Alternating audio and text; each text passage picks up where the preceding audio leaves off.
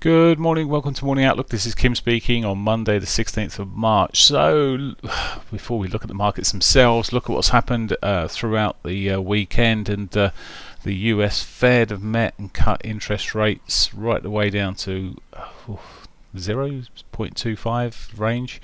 Australian Central Bank has cut rates, New Zealand has cut rates. Bank of Japan has taken emergency actions, I should say. Kind of find it difficult to cut zero rates. So there's plenty out of rate cutting to be done to try and stabilise and hold markets in a safer position.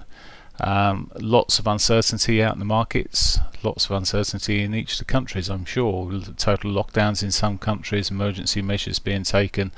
So it's one of those black swan events. I don't know. It's not a nice event to be involved in, but here we go. Let's have a look at how they're faring up technically.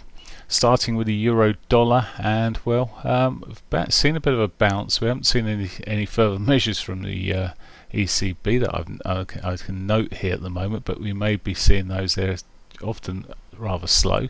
So let's see what happens. We do have, you can see, new weekly pivot in, not far above price at the moment. Do I think it's going to get up there? Well, it looked like it a few minutes ago, but I'm not 100% sure. Well, certainly not 100% sure. But even with the probability of that being hit pretty decent, pretty well, good. I really am looking to see if we get a break of this trend line from the lower side here. Let's see if we get a breakdown on the euro. So that's what I'm looking for. Then trading it down to Friday's lows, maybe even further. That's the euro. The pound. Well, the pound dropped overnight there. It's dropped, but I didn't say dropped. It had a little rally, beg your pardon, but it's now given that back through the Asian session, later Asian session, chopping away here. Again, it's probably broken the sort of levels I'd like to be sort of trading in at the moment. We'll see if we get any retracements, see what happens on this.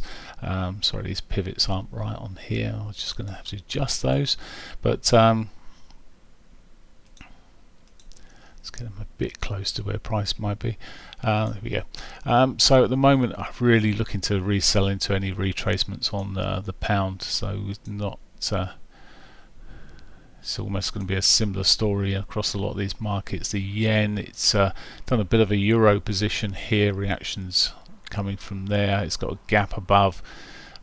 It's no longer really the best of the safety currencies, and I think we're seeing the potential for this to push back up at some point as well.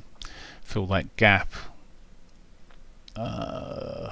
If it does actually fill that gap, I should just be a bit wary, because it will have put a Gartley pattern in there on the 60-minute, which if it shows any signs of weakening, well, it could roll over some more. But just looking at the sort of shape of this, well, if it breaks the 60-minute 50, perhaps we should be bearish on the dollar yen. But otherwise, really, at this stage, will remain bullish and just maybe just waiting for a break of the trend to the upside. It's not been such a great mover in my book for day trading, but it may come good. Aussie dollar, well, you see that had a pop and drop, and it did it on the during the Asian session there through Sunday late trading. It's now looking messy and again weak, and as with many of these currencies, any retracements, any solid retracements, I almost want to be selling into. Canadian dollar, it's the same old through most of these markets. Canadian dollar off its hit its weekly pivot there, which is good. Well, it got pretty close to it actually, hasn't actually hit it, but it hit it before it actually got there. But it's pushing back up at this stage. Again, it's just one of these. It's in such a chop mode. You see it on this 4-hourly with bars side by side, and giveth from one hand and taketh back on the next, and sure enough, it's choppy. So it's the CAD and the New Zealand dollar, another central bank that's cut rates significantly, and well, there's the there's the effect. I was going to say there's the effect. That's not at all the effect. I'm looking at daily here. So that was the effect. It's the same as a bit like the Aussie there, just shot and dropped. And again, another one looking particularly soft at this stage. Rates down to 0.25%, which I expect to hold on for some time. We'll see.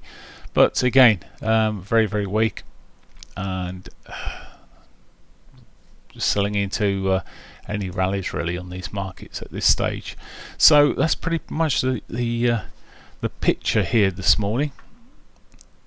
So just checking through the news events for this morning, and well, we've got the Bank of Japan have met, and the monetary policy statements, etc. It should be out there somewhere. Today we've got G7 meetings due to take place. There must be due to discuss measures to deal with economic impact of the coronavirus outbreak via satellite. Okay, so those meetings are going to be held. They're unusual. It's an extraordinary meeting. Aside of that, there's very little in the way of information due out today. So, as I say, for a lot of these currencies, I'm just really seeing dollar strength in the main. So I would be looking on any of these currencies that are retracing against it to be selling into them for now, at least. I wish you all a good and safe day. Take care. Bye for now.